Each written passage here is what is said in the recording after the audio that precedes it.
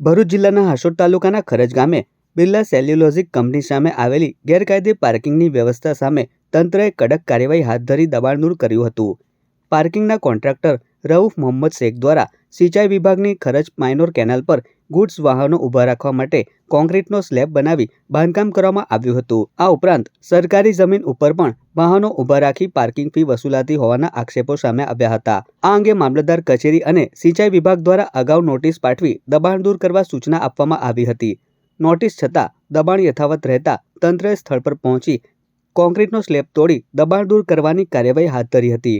કાર્યવાહી દરમિયાન કોઈ અનિચ્છનીય બનાવ ન બને તે માટે પોલીસ બંદોબસ્ત પણ ગોઠવવામાં આવ્યો હતો. કોન્ટ્રાક્ટર દ્વારા વર્ષ 2018થી આ દબાણ કરાયું હોવાનું જાણવા મળ્યું છે. સિંચાઈ વિભાગની કેનાલ પર જ સ્લેબ ઊભો કરી દેવામાં આવ્યો હતો. સિંચાઈ વિભાગના અધિકારીઓએ જણાવ્યું હતું કે દબાણ દૂર થતાં હવે ખેડૂતોને સમયસર અને સરળતાથી પાણી પહોંચાડવા માટે યોગ્ય આયોજન કરવામાં આવશે.